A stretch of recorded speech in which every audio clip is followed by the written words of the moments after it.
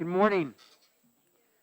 I think we're semi-ready to start our work for the day, and we have one hearing this morning to begin with, and that is House Bill 1047, relative to the Chartered Public School Joint Legislative Oversight Committee.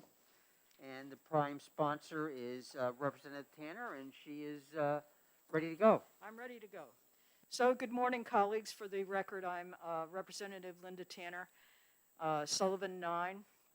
I represent the towns of Plainfield, Cornish, Grantham, Sunapee, Croydon, Newport, Springfield, and Unity up in the beautiful Sunapee area, Sunapee Lakes area. It isn't the Switzerland of New Hampshire, though. Okay. So this is a bill that I had started back before we canceled everything because of COVID. And it got lost in those omnibus bills, or didn't get in, actually, an omnibus bill.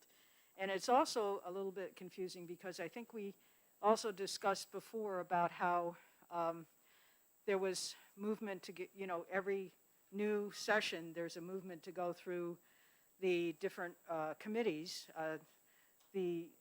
like the oversight committees, and see which ones have been meeting and which ones haven't, and try to get a handle on which ones to continue. This one of the reasons I think it stayed in was because of this bill that I had submitted before to try to address the oversight committee, because I think it's very important.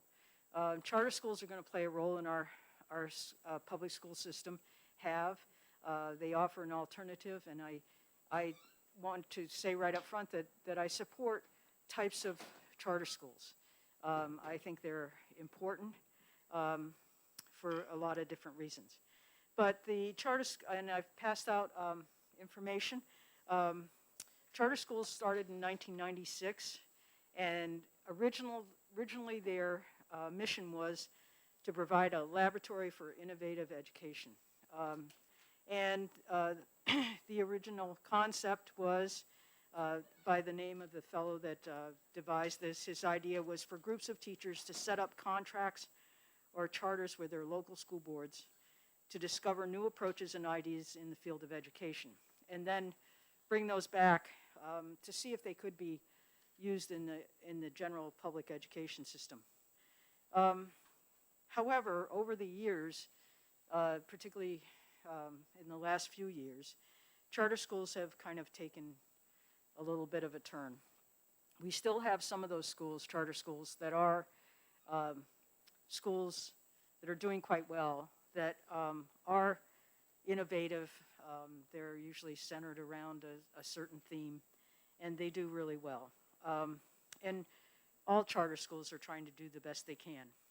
But now it seems to be more to offer an independent alternative for the public school system that's independent from the existing school district or school system structure, and being exempt from many of the regulations that public schools are put on. And I just can't say that enough, that public school systems in the state of New Hampshire are overregulated and underfunded, and we just seem to be putting more regulations on them all the time.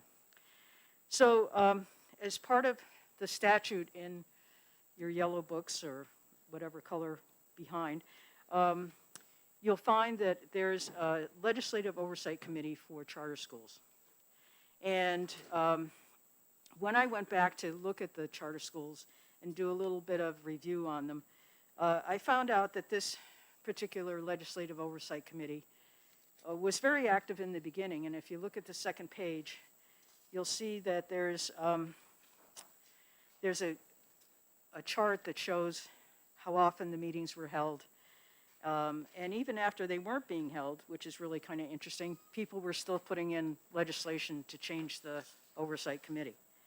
And there's many reasons that an oversight committee, or any committee like that, and when we were talking about the study of the study yesterday, many reasons why study committees don't meet. Oftentimes it's because they can't get a quorum, get people all together. So what I tried to do is I tried to, through this bill, offer some changes that I thought could revitalize the committee and also be a true legislative oversight committee that actually looks at the program and not just the financial or application part of it. So what I have in this is that, we've got chairs from the House and Senate committee or their designees, so they can, isn't, right based on those, on the Education Committee. A member from the Finance Committee, because charter schools have a very special type of financing. Appoint people that are appointed by the Senate President and the Speaker of the House, and then a non-voting charter school specialist from the Department of Education. And set it up so it actually has allowance for mileage, meets twice a year, and then expand a little bit the area of oversight so that they receive and review the reports from the State Board of Education. That's part of the statute, that they are supposed to get an annual report from the State Board about charter schools. And I don't know if that's happening or not. It's kind of hard to find some of these things. Deliver their report to the education committees in the House and Senate, because I think as we're finding things, we need to make sure that people find out about the great things that charter schools are doing and some of the issues that charter schools have, that maybe we can help them out, and try to make this particular part of the public school system and public a little bit more effective and efficient. Monitor the effects of the charter school statutes. So we have a whole section on charter schools. Review the charter school system. And in the early years, as I've put here, the charter school system actually had a review, and it was quite an involved review. It not only did their financial, but it also did their academic and mission, and that was done by an outside organization. And then for a number of years, there was no review of charter schools. And then recently, within the last, I think, maybe 5 or 6 years, I'm not quite sure, the Department of Education has started that again. But as you can imagine, they have a backlog, because as we get more charters and the fact they didn't do reviews before, they're now catching up. Once every 5 years, they're supposed to review charter schools. And I think it's important to make that transparent so that those reviews are available to the public and to the parents of the students that are going to the charter school, and also to the education committees who are trying to make legislation or not to help this whole system. And then at the end of my remarks, I just left a couple of places that you may want to just look. The first one is a reference to the beginning of charter schools. So that's my little spiel, and I've offered it in House Bill 1047, and I'll take any questions. Are there any questions for the presenter? Yes, Representative Hobson. Thank you, Mr. Chair, and thank you, Representative, for taking my question. I apologize for being late. I wanted to just ask you, when was the last time this committee met? Do you know? Well, if you look at the second page, right, it goes up to 2018, okay? And that was the last that I had an opportunity to actually do it. But as you can see, there had been at least 2017 seems to be the last time. And they actually scheduled a meeting right after I submitted the bill 2 years ago. And I sat outside waiting for the meeting to start, and it never started. So it wasn't held then either. It was scheduled but not held. Further question, Representative Cordelli. Thank you, Mr. Chairman. Thank you, Representative. I just wanted to see what the actual changes are being proposed, because this is a repeal and reenactment of the existing statute. So looking at it, would I be correct that the main changes that you are suggesting in this bill are the makeup of the committee, the date of the committee to submit a report on line 24, that's a change, and just line 28, 29, and the date for the state board to issue a report, if they have any? Are those the only changes? Yeah, I think I listed it on my, my paper that I sent out to you, that the major changes were the makeup of the committee. And hopefully, with this makeup, it will allow, the current one, I think, only has 3 or 4 members to it. So if one of the senators don't show up and then somebody else is not available, it just doesn't go, and that's the problem. So making the committee a little bit more expanded, having the non-voting member from the Department of Education specializing in charter schools, the meeting schedule and the dates when it's due, and also a little bit on the expanded area of oversight and reporting. Those are the 3 basic things. Representative Porter? Thank you, Mr. Chair. Representative, do you know, are there any reports on charter schools that are available to the public on a yearly basis? I know my local school district puts out the yearly report card that the DOE does on them. It's on their website. Is there anything like that for charter schools? Do you know? When we did this back 2 years ago, I couldn't find anything at that point. And really, I'm not an expert researcher. Jen helped me a little bit on it, but I couldn't find anything. Representative, I have a question for you, right Sure. in front. Yep. In the past, and I'm trying to recall, why you have chosen to go the route of putting a non-voting member on a committee, which is usually a legislative assignment in a legislative-oriented committee, versus where we have committees or councils, like advisory councils, such as we have in numerous areas, where in fact we have some folks from DOE chairing those particular councils, or commissions where we have active involvement. In this case, you've gone the other way and put it on a legislative committee, which are you aware of that, if that's done like that in any other committees we have? I'm not, and I must say that the gentleman that is the principal of the Ledyard Charter School up in my area also used to be a colleague of mine. And so when I was developing this, I actually talked to him, and he was distressed that, as I think teachers and principals and school board members in general are distressed that, they feel as though the legislative work goes in a bubble that doesn't know what's really happening out in the field. And he suggested that, yes, have a legislative oversight committee. He was okay with that, but he said you need to have somebody there that's going to be there on a regular basis that actually knows what's going on in the charter school field. And so as a compromise to him, not a compromise, but taking that suggestion from him, my solution was to come up with having somebody from the Department of Education, which I think they probably would show up, just like Attorney Fenton shows up here for the meeting, but put it in the makeup of the committee so that they would be invited on a regular basis and be there as an expert in the field of charter schools. I understand where you're going and the purpose behind that, but I question whether that we can do that.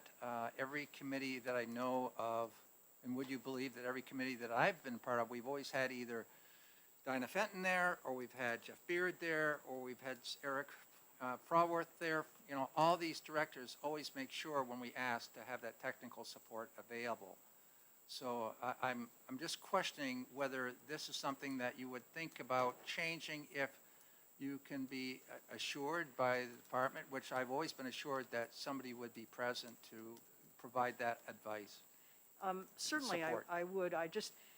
My hesitation only is that instead of just technical support, I would expect that this person would offer some suggestions from their standpoint, how things might be changed, like application forms or something like that, that they would even offer some information at the meetings rather than just sit in the back and when we call them up, say, give us this technical issue. But if I'm not aware that it wasn't something that wasn't being done. So if there's some way to change this, I'm more than happy to do that. Would you be opposed to this being called a oversight advisory council?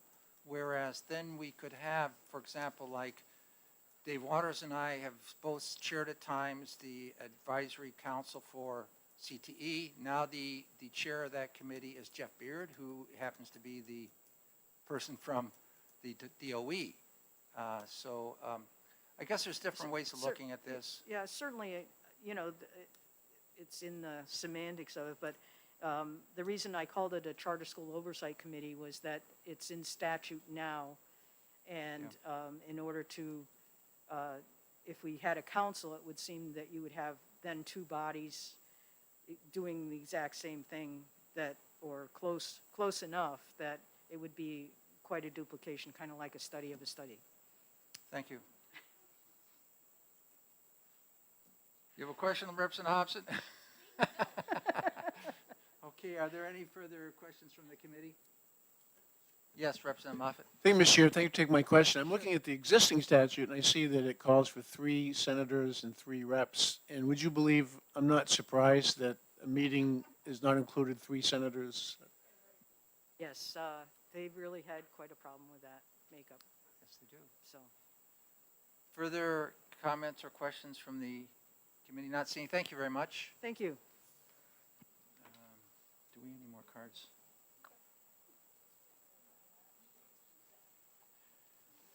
I don't think we have any other cards on this bill. So with that, we're going to close the hearing.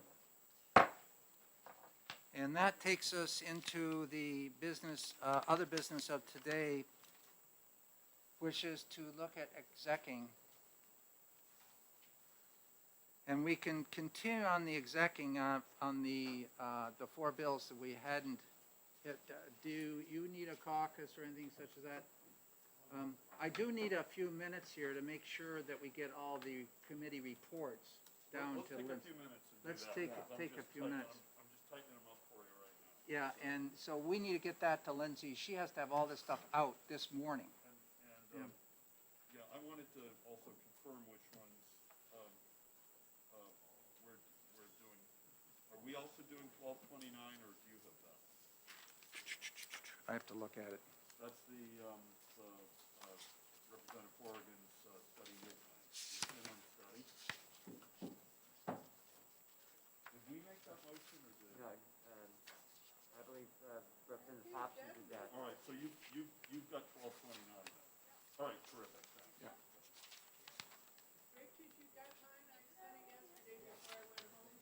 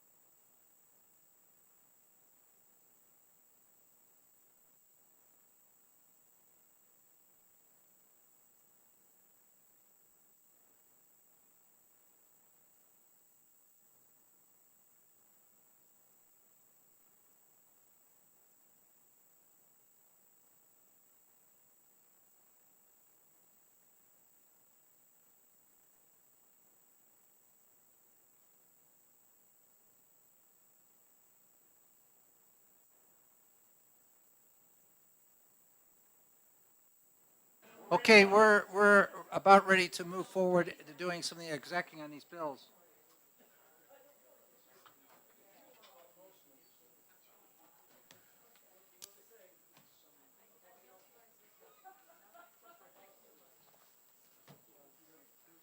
I'd like to know the name of that cereal you're getting over there in the morning.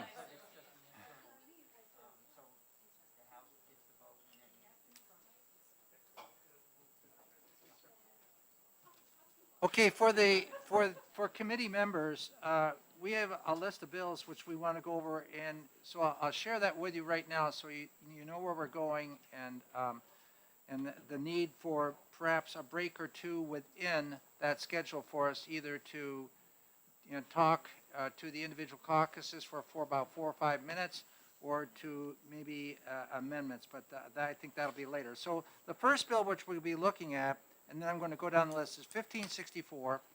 That's a bill dealing with breakfast.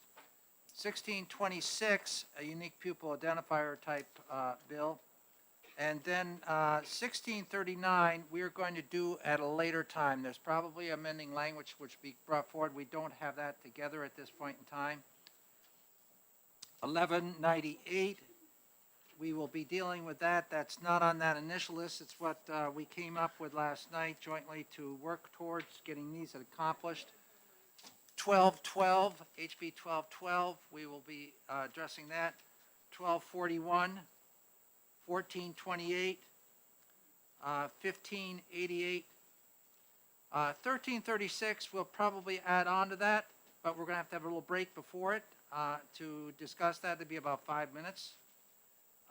Then we have 1236, which we have some amending language that hasn't been put together. Well, it's been put together, but it's not over across the street, so we'll see. Is that basically what you guys have on the list, both of you? Yeah, okay, good. So we're all on the same page here. So let's start working now on the first bill, which is 1564. 1564, if we can all turn to that. I'd like to have a dime every time I've turned these pages. 1564 is a bill requiring school districts to provide breakfast for students. Okay. Going to the sheet here. Going back. Do we have a motion from Representative Hobson? Yes, we do, Mr. Chair. Thank you very much. I am going to make a motion to ITL 1564. Much like other No, legislation. we need a second. Oh, sorry. Representative Nelson is the second. Okay. Go ahead with the maker of the motion. Sure. So much like the bills, some of the other legislation that we've heard in the past couple of weeks, for this breakfast program, about 430 schools out of 466 are already providing these services to students. And based on the testimony or guidance, I guess, from the DOE, the federal government would not fund the startup costs and the continuing costs for positions that would be needed to oversee this program. So I'm hoping that our committee will remember the other study committee that we talked about yesterday, and this is one of the items that we can add to that. Representative Nelson, did you have any comments? No. From the committee, any other comments? Yes, Representative Ellison? Thank you, Mr. Chair. I'll just repeat what I said yesterday, that a priority for this committee should be feeding students, whether it's breakfast or lunch. And I guess I would also add that since I look at the list of sponsors and our friends Representative Wolf and Representative Allard are sponsors on this, that tends to make me think that it's a good piece of legislation. Further discussion? Representative Tanner? Thank you. You know, breakfast is so important. I mean, it's in many circles, it's the most important meal of the day to get kids, and for kids to get started off on the right foot at school.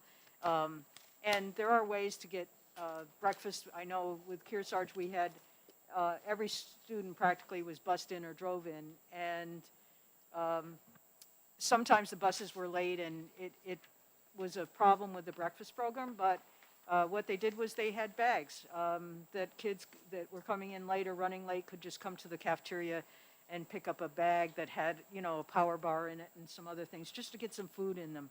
And I know I worked with teenagers, which can be like locusts at sometimes because they're growing, and they grow an inch in a couple of weeks, and they just need so many calories and so much food. I'm very jealous of that, but it was something that like I said yesterday, I kept food in my area, and I know almost every other teacher did that because you'd have kids that you would see just drowsy or just not acting. You'd say, do you need something to kind of pick yourself up? And eventually they got to the point where they knew where they could go to get some food. So I think this is a really important program, and I just back up what Representative Ellison said. Thank you.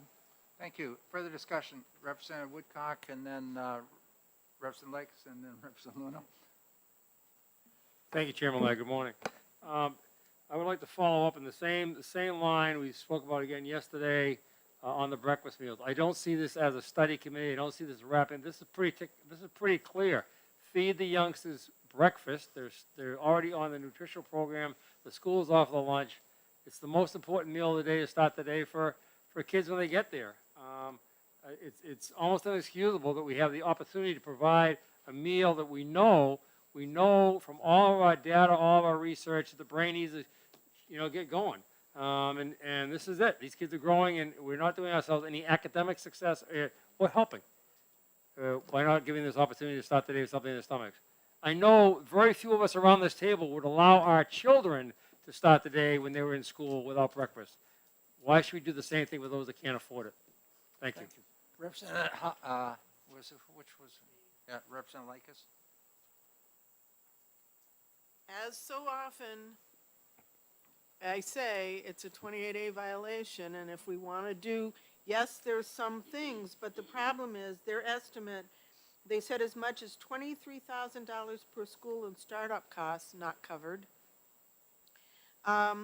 Those who meet the requirements but don't apply, which there are quite a few of, they will not be able to be reimbursed for, et cetera. So that's why I see this going. I mean, if a town wants to do it, that's awesome. If we can encourage towns to do it, that's awesome. But forcing them to do it without fully funding it, that's my problem. And so that's why I think it needs to be fixed, because we're forcing and we're mandating schools to do it without fully funding it. And that's a 28A violation. And so that's why before that committee, that's what you got to look at. How about those other costs? How about the 28,000? How about the ongoing, pay for whoever puts those bags together or whatever it is? Somehow we have to cover, if we're going to mandate it, we have to cover it. That's the Constitution. Thank you. Representative Luna? Thanks very much, Mr. Chair. And so I'm sort of focused on a different part in this bill. Down on line 10, it changes current law from allowing school districts to decide whether or not they'll participate in the National School Breakfast Program to shall participate in the National School Breakfast Program. I don't know what other implications that may have, like do you also have to participate in the National School Lunch Program? Because there are some districts that don't participate in the National School Lunch Program. And I don't recall from my time on the board what the pros and cons were, but I think there are reasonable pros and cons for determining whether or not a school district participates in the USDA National School Lunch Program. I know we had that conversation in Hopkinton many years ago. It may have to do with the requirements on the nutritional requirements or the certain food product requirements that students would be receiving. It may be that districts want to move a different way on it. I apologize that I'm not as current on that argument, but I think it's something that would require further analysis on the part of the committee. And we did only hear, I think, from Representative Deshays on this bill, so I don't have any additional background on it. And I guess the final thought is, with 102 bills, I don't think we have time to fix everything. And there's going to be some things that may be good bills, but we just don't have the capacity to address everything at this time. So I'm going to support the motion of ITL. Were there any other representatives? Representative Tanner? Just as a little information, I just looked up how much is the average cost to produce a breakfast for a school child, and it's $2.72, with a federal subsidy of $1.88 taken away from that. So that's what we're talking about. We're not talking about $23,000. Thank you. Is there further discussion on this bill? Then, Madam Clerk, would you please call the roll? Yes, thank you. This is Bill 1564, requiring school districts to provide breakfast to students. The motion on the table is ITL. Glenn Cordelli. Yes. Rep. Litchfield is yes. Representative Bohm. Yes. Representative Lakis. Yes. Representative Moffett. Yes. Representative Hobson. Yes. Representative Ford. Yes. Representative Sodi. Yes. Representative Nelson. Yes. Representative Luno. Yes. Representative Cornell. Yes. Representative Tanner. No. Representative Ellison. A resounding no. Representative Mullen. No. Representative Woodcock. No. Representative Porter. Representative Hall. Yes. Okay, and Chairman Ladd. Yes. Okay, the vote is 14 to 4 ITL. So, do we have 18 here? Yeah, Mary, okay, okay. Yeah, okay, good. So, will there be a minority report? Ellison, okay. Hobson. Art, you're doing a minority report? Yep. Okay, moving on to 1626.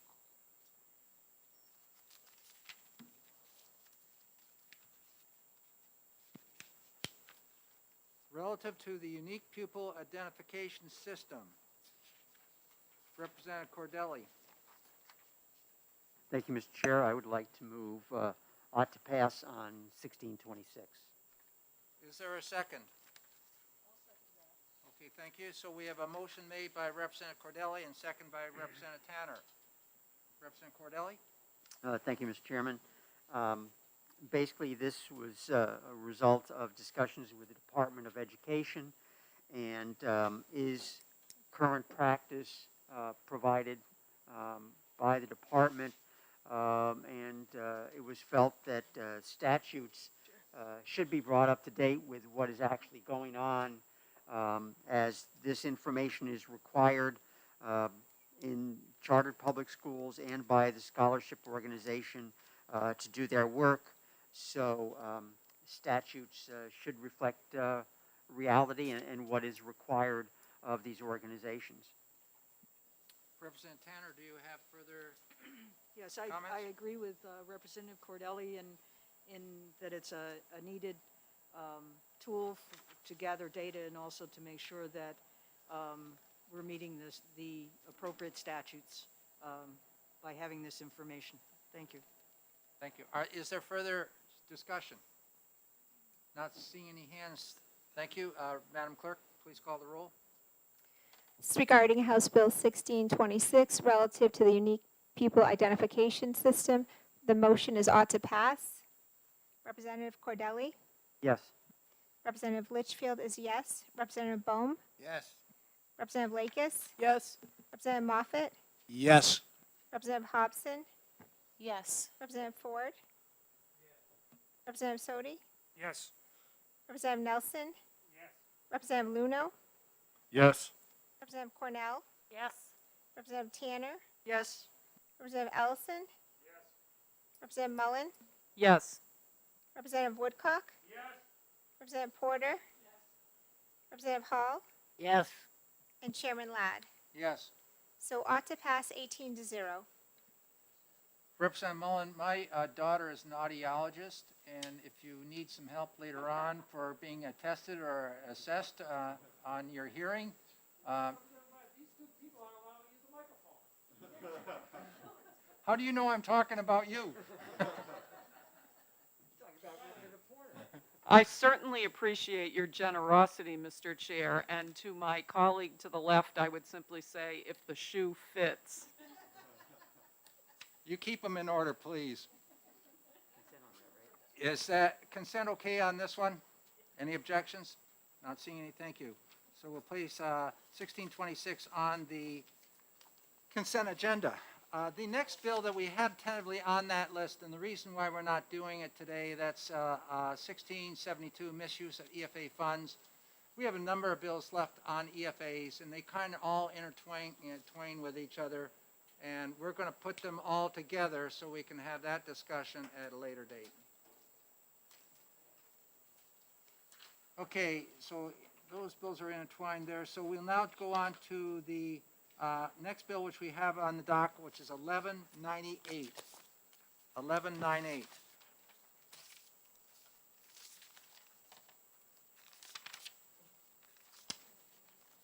This is relative to the rules of the Department of Education concerning culture and climate in schools.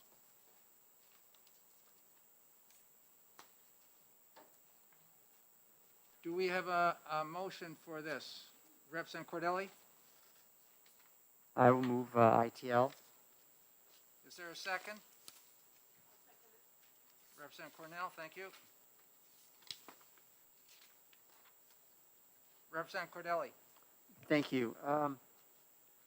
I understand the intent, and we are all concerned about the culture and what's going on in our schools. But I don't think this bill, as drafted, provides really the information or the scope of what might be included. I think that there's a lack of definition and other problems with the legislation as drafted, and therefore I don't think it should go forward as is. Representative, do you have any further comments? I do have a comment on that in support of what Representative Cordelli and Representative Cornell have made with their motions here, that if you look at the minimum standards for public school approval in 306, 0.06, it mentions culture and climate. I'm looking at the categories listed underneath it, A and B and C, and that's stuff that we're all doing or should be doing in our schools right now. I have no objections to the way the department has set this up, and it's been approved by JELCAR, which is our own legislative committee. And so with that, I also support the motion that's on the table before us here.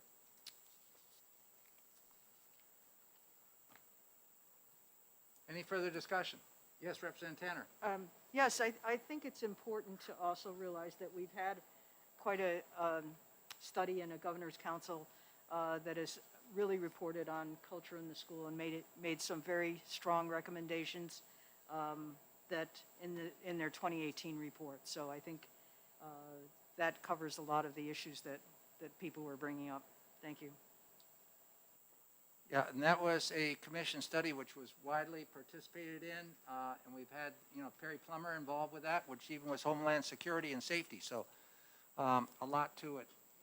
So any further discussion from the committee? Not seeing any requesting for that, so we will go ahead with 1198. Would you please call the roll, Madam Clerk? Yes, this is House Bill 1198, relative to rules of the Department of Education concerning culture and climate in schools. The motion on the table is ITL. Representative Cordelli. Yes. Representative Litchfield is yes. Representative Bohm. Yes. Representative Lakis. Yes. Representative Moffett. Yes. Representative Hobson. Yes. Representative Ford. Yes. Representative Sodi. Yes. Representative Nelson. Representative Luno. Yes. Representative Cornell. Yes. Representative Tanner. Yes. Representative Ellison. Representative Mullen. Yes. Representative Woodcock. Yes. Representative Porter. Yes. Representative Hall. Yes. And Chairman Ladd. Yes. So ITL 18-0. Any objections to consent? Not seeing any, thank you.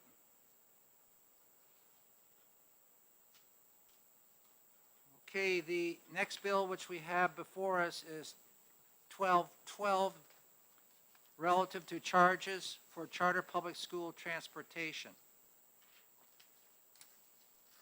This bill clarified that charter public school pupils are provided transportation by the school district on all full and half days it has school. Is there a motion?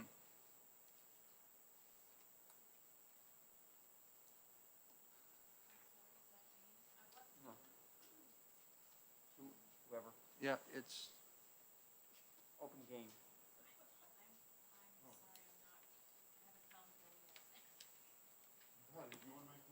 I'll make move the ITL. motion.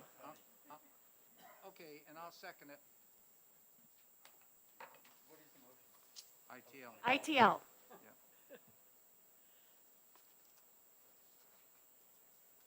So we have a motion on the table made by Cornell and second by Ladd for ITL 1212. Representative Cornell. Yes. I spoke to the transportation person at the Manchester School District, and they assure me that they work very, very hard with all of the charter schools in Manchester to try to coordinate calendars as soon as the calendar comes out, and that they do provide transportation on days that the calendar is different. Manchester, in case anyone doesn't know, also provides transportation to all of the private schools, too, in Manchester, not just the public charter schools. They provide to Holy Family, Mount St. Mary's, Mount Zion, St. Benedict, St. Catherine, St. Joseph. So I think the public schools go above and beyond trying to coordinate and provide transportation. And transportation, if anyone's looked at school budgets, is a huge amount of money. So I think maybe in the future, better cooperation between public schools and public charter schools on calendars would be the right way to go on this. So I move ITL. Thank you very much. Representative Bohm. Thank you, Mr. Chair. I totally agree with Representative Cornell. One of the problems we've had, same with CTE. I don't think it's a big issue for charter schools, which everybody knows I'm pro-charter schools, align the calendars. And in Manchester, where you have 4 or 5 charter schools and, I mean, all over the place, I mean, you know, it's kind of hard to do that and impossible. But yeah, all the schools have to do, and charter schools should, hey, align your calendars, and everybody's still got to go 180 days, so make them the same. And I don't see that big of a deal, especially if it's in one school district. We have a big issue with CTE because there's multiple school districts. We're talking one school district. Align your calendar. Thank you. When we're talking the CTE program, remember that if a student's from their home to the school, they get themselves from the home to the school, and then the sending school provides that service down wherever your career tech center is, or it may be in fact in the building. Then of course you wouldn't even have it that day then. But yeah, it's a requirement that, and if the kids don't use that, they're given X number of pennies per mile for a reimbursement for their transportation if they self-transport. So Representative Lakis. I just wondered if as soon as this is done, I could inject an off-topic that had to do with the bill yesterday. I talked to the CTE last night. I Yeah. went to their open house. Oh, wonderful. And they said, thank you, everybody. I wanted you to know, they said, thank you for passing the bill yesterday, making it 10 days. They said it, and I thought 10 days was an awful lot, 46 this year at Alvern CTE, which is regional CTE, 46 days difference in the calendar. We can So get they in that said to discussion. tell all That's- of you, thank you very That much. was the nature and the reasoning for the bill. And they're working towards it. They're working towards it. So let's get back to 1212 here. So is there any further discussion on 1212? The motion was to ITL the bill. Not seeing hands, Madam Clerk? House Bill 1212, relative to charges for chartered public transportation. Motion on the table is ITL. Representative Cordelli. Yes. Representative Litchfield is yes. Representative Bohm. Yes. Representative Lakis. Yes, Representative Moffett. Yes. Representative Hobson. Yes. Representative Ford. Yes. Representative Sodi. Yes. Representative Nelson. Representative Luno. Yes. Representative Cornell. Yes. Representative Tanner. Yes. Representative Ellison. Representative Mullen. Yes. Representative Woodcock. Representative Porter. Representative Hall. Yes. And Chairman Ladd. Yes. The motion of ITL carries 18-0. Okay. We're going to take about a 5-minute break right here, right now. 5 minutes. Yeah, consent for that last bill? Okay.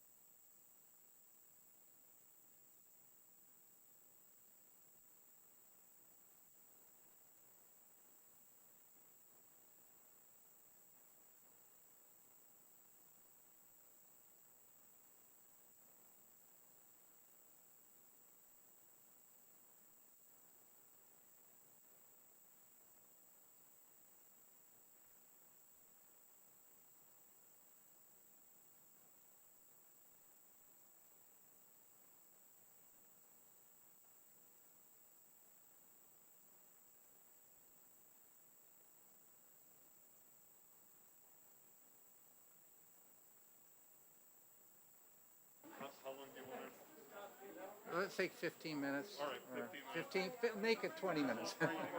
Okay, we're going to be going into caucus right now, and it's going to be about a 20-minute caucus. So 10 minutes of 11. Yeah, that's good.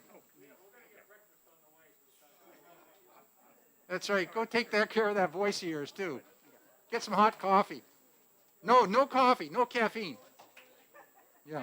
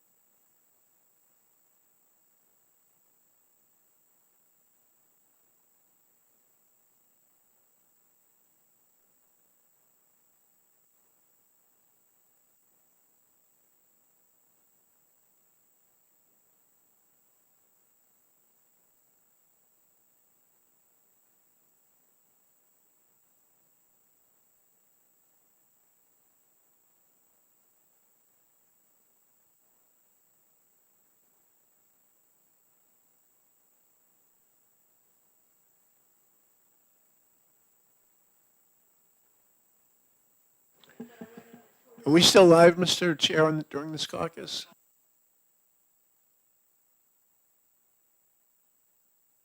Representative Litchfield, can you hear me? Are we live? I think we are.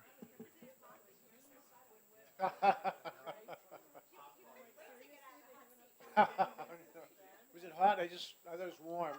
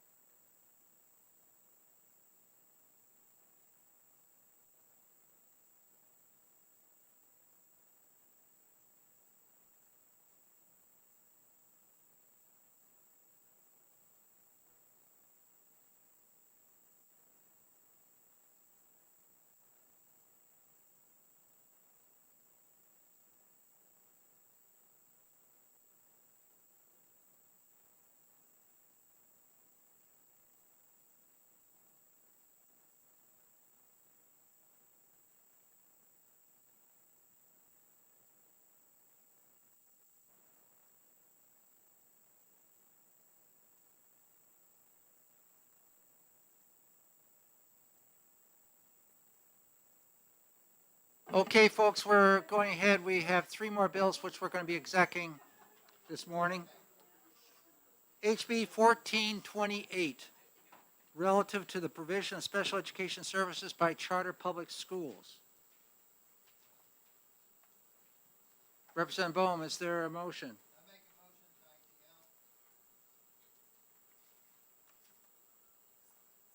Representative Hobson for a second. So we have a motion on the table to ITL 1428, made by Bohm, second by Hobson. Representative Bohm, do you care to discuss? Yeah, I mean, this is, be kind. It can't be done. I mean, a 2-week lapse in your district. I mean, even in a regular public school district, it might take more than 2 weeks to find the right person for the disability. And by allowing the charter school to give if you can't do it in 2 weeks, we're gonna do it, that's just totally unreasonable. So that's why the ITL, and, you know, if your public school, which has the resources to find people, can't find people, and the charter school might just find somebody, you know, completely out of district and cost $1 million more, so it's unreasonable especially for 2 weeks. Thank you. Representative Hobson, do you have anything to add? No, I would agree with what Representative Bohm Yeah. mentioned. Further discussion, Representative Cordelli? Yes, thank you. If I could just mention, I think it was in relation to this bill, the subject of charter schools and LEAs came in to play, and I checked with the National Center for Special Education in Charter Schools, and I think this was from 2017-18. There were 27 states in which the charter school was part of an LEA. Just wanted to mention that. And I'd like to just add that there's an extreme shortage of special education personnel in the state, especially those that are occupational therapists, physical therapists, speech pathologists. And if you're a district that has folks on board, I can remember the school I had 2 speech pathologists in the school alone. And that was just an elementary school. So, but to find them today is very difficult. And I can remember an experience I had with my own grandchild up in Woodsville. And we could not find a speech pathologist there. And the speech pathologist eventually was a contracted service out of Concord. And that took a lot longer than 2 weeks for this youngster. It took about 6 weeks for everything to get in place. And the district was honestly trying as best they could. And I don't think if there were a charter school up there that they'd find anybody there either. These people are just very rare, and when you find one, latch on and keep it. So, any further discussion? Representative Woodcock. I borrow your thing. Thank you, Chairman Ladd.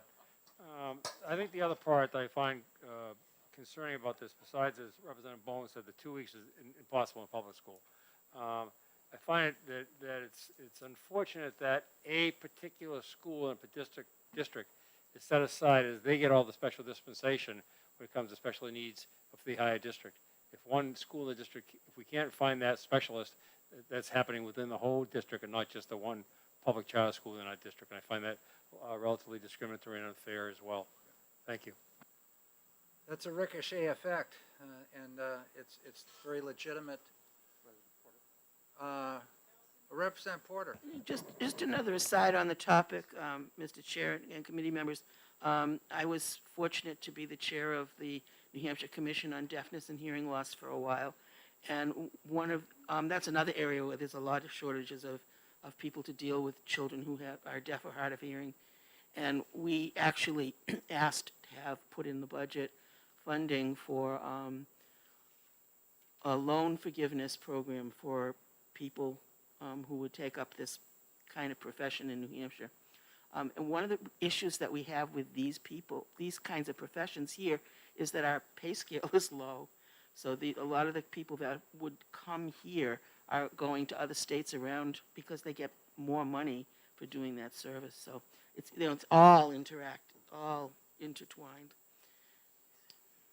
Representative Nelson, did you have your hand up? Yes, let me end up asking this. And if it was a contracted service that had a mileage, paid by mileage, they could bring somebody in from Berlin down to Salem, and you'd really be up the creek. And just to tag on to that, if you get a contracted service out of Concord up where you pay the transportation school district, years ago, they used to pay for that transportation. That's been cut out. It's no longer there for school districts. So there's a lot to this that we should be aware of. Further discussion? Okay, Madam Clerk?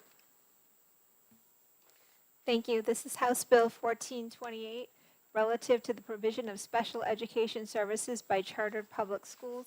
The motion on the table is ITL. Representative Cordelli? Yes. Representative Litchfield is yes. Representative Bohm? Yes. Representative Lakis? Yes. Representative Moffett? Yes.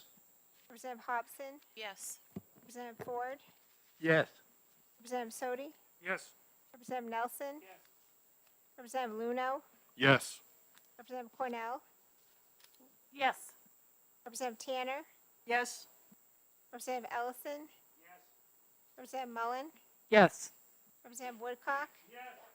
Representative Porter? Yes. Representative Hall? Yes. And Chairman Ladd. Yes. Okay, ITL 18-0. Consent? Any objections? Great, thank you. Okay, what's the next one on the docket? 1588. 1588, relative to students attending public schools that mandate the wearing of a face mask without an emergency order in place.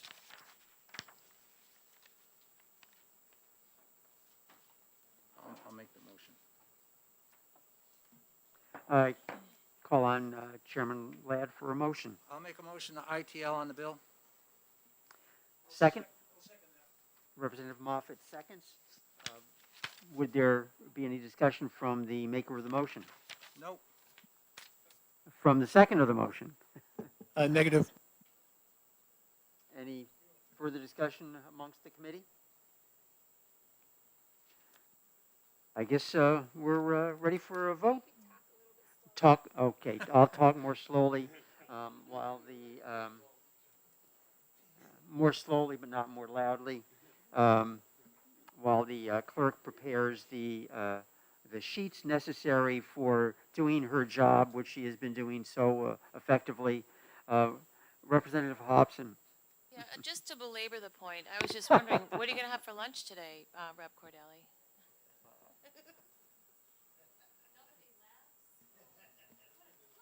Mr. Chair, Yes. I'd like to second what you just said, that Representative Litchfield has been doing an outstanding job.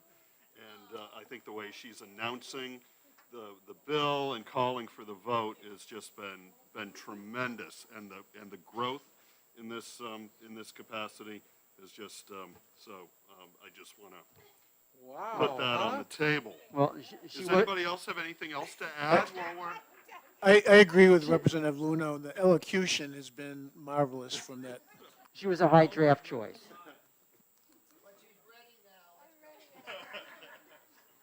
The only problem with her job function right now is parking, but that's another issue. That's a hot topic, so. Like parking your car here around the building.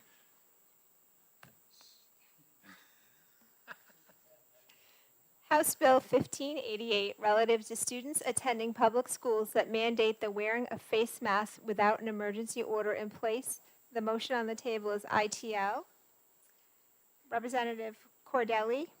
Yes. Okay, Representative Litchfield is a nay. Representative Bohm? Yes. Representative Lakis? No. Representative Moffett? No. Representative Hobson? Yes.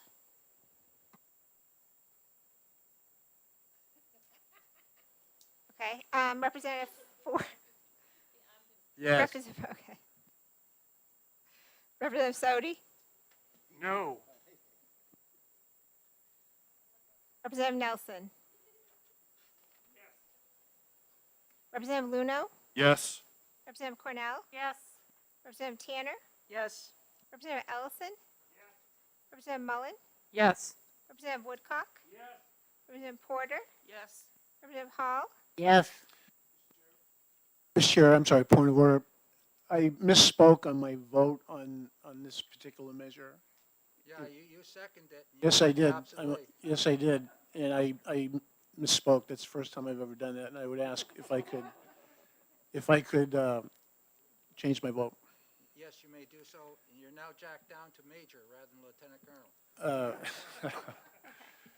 Okay. Madam Clerk, I would like to be a yes on that one. Thank you. Yeah, if the gavel's not come down, that's legit. Okay. So the motion is, Where- oh, Oh, yeah, I am Oh, a vote.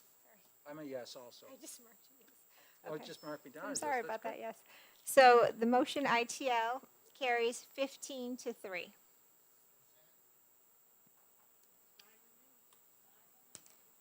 So that will go on consent. Is there any objection? Can Yeah, you do we've had 15-3 go on consent before. That's about as much of a difference that you can have.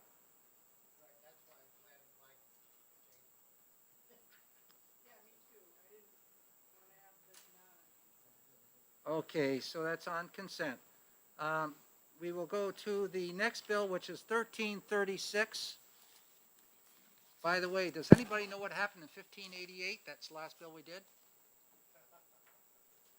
The Spanish Armada went down. Remember that? Sir Francis Drake? I was there, yeah.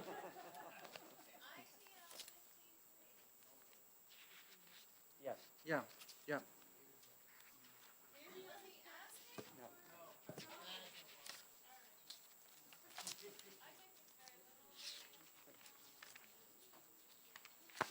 When I was a boy growing up in Canada, they taught us English history, UK, and that was ingrained in our minds, that Armada. 1066 and all that, Mr. Chair? Yes, you bet. 1336 now, and I can't tell you what happened that year. The Black Death. Okay, 1336 is relative to rulemaking by the State Board of Education concerning violations of the Professional Code of Ethics and the Professional Code of Conduct. Is there a motion? Yeah, I would like to make, Representative Lakis? yeah, I would like to make a motion that this goes the same way as the Black Death and we get rid of it. And I'll second that. 'Cause I Okay, didn't hear any second. ITL.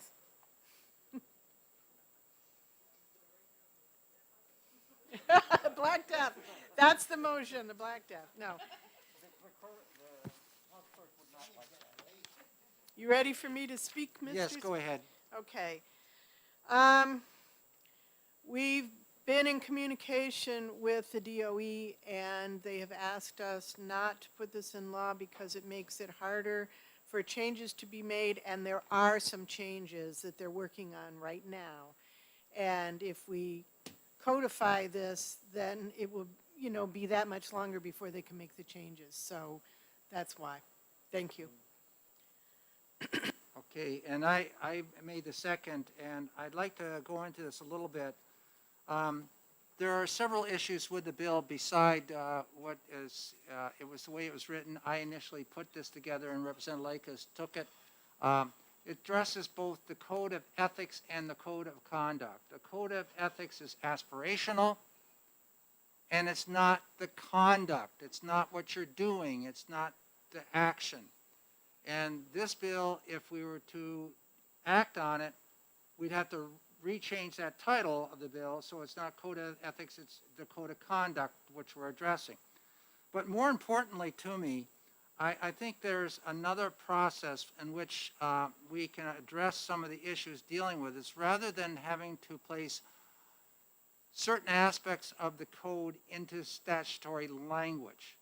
And right now, the department does have the authority to deal with this topic by way of what we've done previously in years past. I'm proposing that we also, as a committee, forward a letter to the Department of Education which I've addressed that issue with the attorney from the department, and I'd like to take a moment and read that letter. And if we're all good with that, then we would, sort of tie that in with this, what we're going to do here is that we ITL and forward our concern to the department.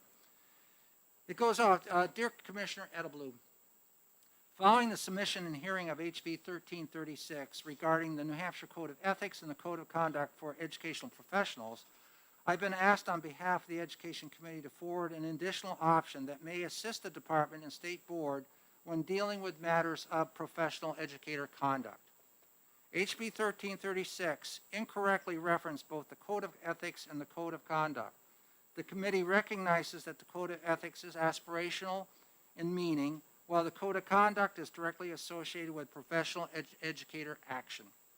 The intent of HB 1336 was strictly designed to address the Code of Conduct and to codify the terms of reprimand, suspension, and revocation in statute. It has been determined that by addressing like terminology directly in statute, rather than making any modifications to the Code of Conduct through the rulemaking process, would be in error.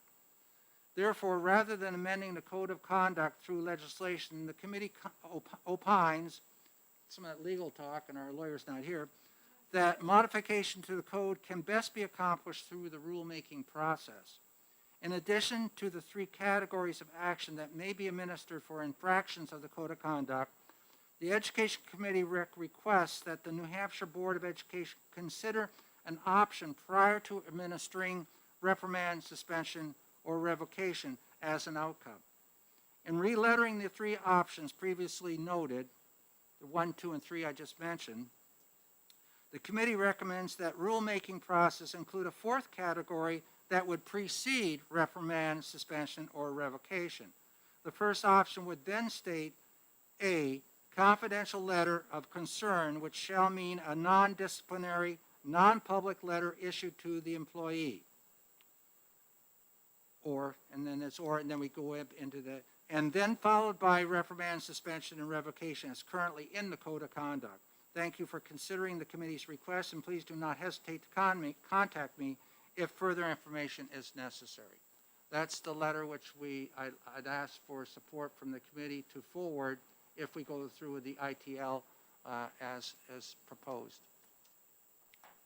Any objections to that? Okay, so any further discussion on this bill? Representative Luno, do you have anything? No, but thank you very much, Mr. Chair, and certainly appreciate the committee's, I think, wise move in this direction. So, and I want to thank, I want to thank Attorney Fenton for helping advise in that capacity as well. Yep, that was a learning experience for me. Every time we talk with Attorney Fenton, it's a learning experience. And her reward, I provided her one of her yellow books. Yeah. Okay, so is there further discussion from the committee here? Not seeing any. Madam Clerk, would you please call the roll? Thank you. This is House Bill 1336, relative to rulemaking by the State Board of Education concerning violations of the Professional Code of Ethics and the Professional Code of Conduct. The motion on the table is ITL. Representative Cordelli? Yes. Representative Litchfield is yes. Representative Bohm? Yes. Representative Lakis? Yes. Representative Moffett? Yes. Representative Hobson? Yes. Representative Ford? Yes. Representative Sodi? Yes. Representative Nelson? Yes. Representative Luno? Yes. Representative Cornell? Yes. Representative Tanner? Yes. Representative Ellison? Yes. Representative Mullen? Yes. Representative Woodcock? Yes. Representative Porter? Yes. Representative Hall? Yes. And Chairman Ladd. Yes. Okay, ITL 18-0. Okay, so we will forward that letter off too, and this takes us to the bottom of the list, which. Yes, is there any objection to consent? No, okay, so it's 18-0 consent. Okay. We had 1236, but I don't think that amendment is ready. That deals with the Legislative Oversight Committee for Improvement and Assessment. I think that would, once we get that designed, I think that shouldn't be a problem. Is there anything else that do we want to discuss the EFAs today and try to, what I'm looking at is we have a number of bills dealing with EFA. I'd like to do them all at one time. We have some duplication. We have some duplication also on the mass. And to bring those together, there's no sense acting separately on 3 or 4 bills when in fact we can probably meld into one bill or take advantage of the time, the limited time we have, and discuss them all at once rather than going through the same repetitive discussion over and over and over. So so in addition to the EFAs and those intertangled related bills, and the 3 I think we're looking at are 1355, 1672, and 1669. Yes. I think we have similar interrelated bills where they apply to co-op school districts. Yes. And then masks, and maybe what we could do is go through our remaining bills and try to, we can work together on. Yeah, we'd spoken last night, I believe, even about the cooperative schools, districts. That, is no sense doing those as individual on different days. Let's hit it, and if you want to nuke the whole program like the person sitting beside me, that's fine, but let's talk about that all at one time. And I really like, Mr. Chair, I really like the approach that you're taking, where we can discuss all 3 and then exec them separately following discussion. Yes. And there may be an amendment prepared between discussion and execing. Yeah, it will certainly be a time saver. If there's 4 bills and we can figure, well, here's the 3 we're going to get rid of, and we're going to go, and we'll have to come to agreement on it. And we're never all going to agree, as I think we even seen a little bit today, on certain topics. It's just the way it is in America. So. Yeah, and from today as well, Rick, I like the fact that we got some split votes on both sides, because I think that shows that we're all bringing our own sort of experience and representing our constituents well. So I'd like to extend my thanks to both ends of the room here in doing that. So my parting words would be that now that we will try to get a flow chart out to you with all the updated information of what we have done or haven't done, and we know that we have X number of days left, approximately 7 days, excluding that week of the 28th, which we want to take off. So there's going to be 4 days that following week, and we have about, we know we have I think the 15th we have some bills that we're doing on hearing there. We took from the 4th. And looking at this schedule, what we have left there, we may have about 6 days left which are available for executing. I think we can do it. Or we should be able to do it. If we just, all don't try to say something over and over and over again, or I'm not looking at you, Representative Woodcock. I'm looking at Representative Likas over here. Well, I can always hear him, so he doesn't ever have to worry about that. But, look these bills over, because we're going to come down to the point where we're going to have to delve into everything, and it shouldn't come as a great shock that we're doing it. We're going to have to do it, and so the time is limited. So be looking at the EFA bills, be looking at the co-op bills, be looking at the masking bills. There's some other bills, but those are ones which I will communicate with Representative Luno and we'll try to work out. But those other bills, advise right now, look at them, because we could be taking them up pretty much. So are you okay with me asking you a question about this, Chairman Len? Yeah. So the masking bills, yesterday we talked a little bit about whether or not the 25th was going to be a date that we used to hear whatever the numbers are. Yes, we had two bills, as you recall, that we had postponed due Right. to seating. Right. So we would we do be have- doing all of the masking bills on that day? How would we, Is that the 25th or the 15th? no, it's the 25th. It's the 25th. It's yeah. Friday, the 15th 25th. is the day that the fourth bills were taken. Yeah, yeah. So if there's time, we can't be messing around a whole lot, so we may take some of the other EFA bills or the mask bills up on that day. We're on that topic. Right, yeah, I just want to be So- prepared. Yeah, yeah. Be prepared. Okay, all right. I'm saying be prepared on the masking on the EFAs and the co-op districts. Yep. Bills. Those are bills which, if we get some moments, of course, we're going to need more time to discuss all those bills at one time. But if we have a day dedicated to that, like we do on the 25th, that'd be a good day to take up the other masking stuff. Yeah, Representative Woodcock. Thank you, Chairman Ladd. I appreciate the early information so we can prepare. Is it your position that you're going to speak with Representative Luno so that he can get to us in terms of the agenda for the upcoming days? Yeah, I'm going to still work as we have been doing. Okay, fine. Thank you.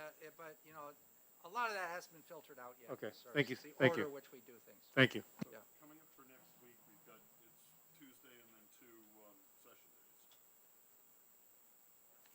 That's what we're looking at. Yeah, we have, that's exactly right. On Tuesday, we have is there? Bills from the other week. Yes, that's the 15th. And then the 16th is a half day and the 17th is a full day in Manchester. The following week is the week where we can address some, see, that will be the week of the 21st. That's the week in which we're going to have to hammer out a lot of these bills. We will also have the week after that, the second week in March, where we come back from winter, spring break, whatever it might be, to deal with some bills right there. We have to have them out of this committee by the 10th, I believe it is. Yep. So,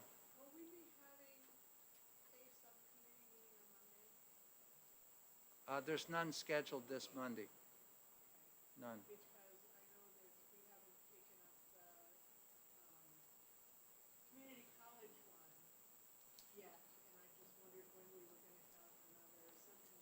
Yeah, I was going to talk to Representative Ford here, and we haven't had that opportunity here in the last several days. So that will be pushed off. I'm also waiting to get some feedback back from the community college system from Shannon Reed, who's been working with Mark Rubenstein and with Tom Cronin at the University System of New Hampshire. They're looking at a possible proposal on top of the Tennessee proposal that we talked about. Tennessee has this in statute. Yep. Yep. Anything else today? We are done. Enjoy the day. It's warmer outside. Mr. Chair, the Black Death was 1346, not 1336. I just 13. checked. You looked it up. Yes, I did. Did they wear masks? Did they wear masks? I'm not sure about the mask use, but it lasted for several years, and it killed about a third of the people in Europe, yeah. And it came back again and again, too. Different iterations. He used ivermectin.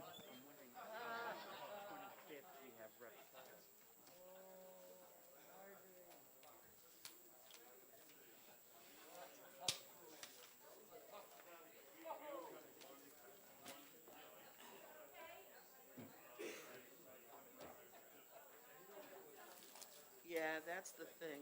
Just a quick note, on the 25th, when we are in Reps Hall, we'll do the hearings over there, but then we will come back to this room on the 25th to do our execing work. So it's very difficult to do exec work in that hall. It's not a good forum.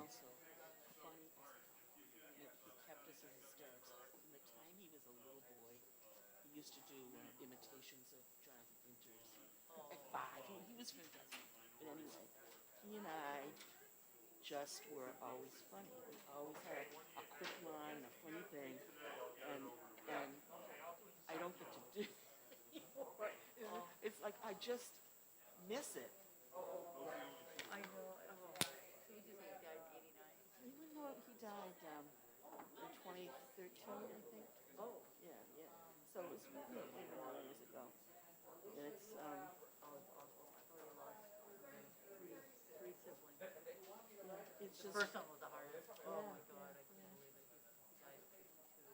He died at 52. He was 52, and my brother just died a month ago, or 2 months ago. What's the matter? Your mic is on.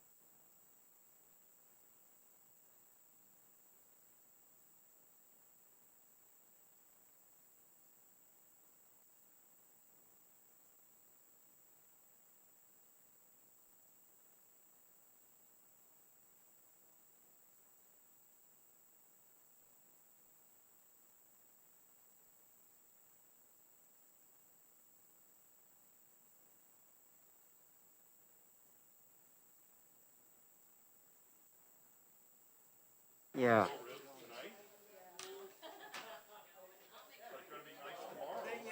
And my mind serves me right, I think there was one in there that Ralph had submitted. Yeah. Yes, that we have not exacted. Right. He did that prematurely, Yeah, okay. and I'll go let her know that. And she's also going to check on this room and how she puts it in the calendar that we're going to be executing over here. So Yeah. she'll work that out. Yeah, yeah. She can just take one of those bills. Yeah, she can work that out. Yeah. Yeah, I'll go let her know about, that's right. I don't want to get her all.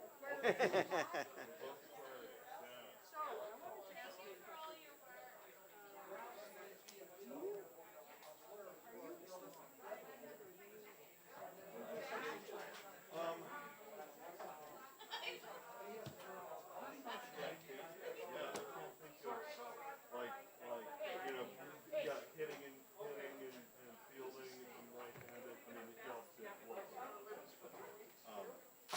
But hockey, right-handed,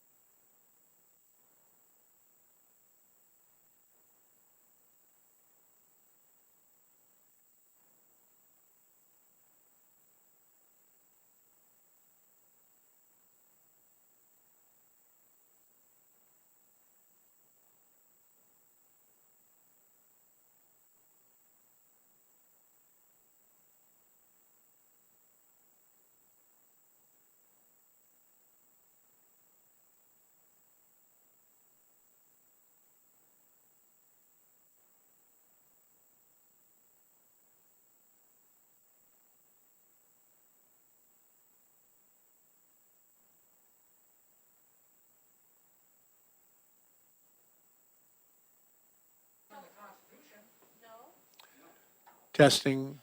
Are we still live on YouTube? Probably not.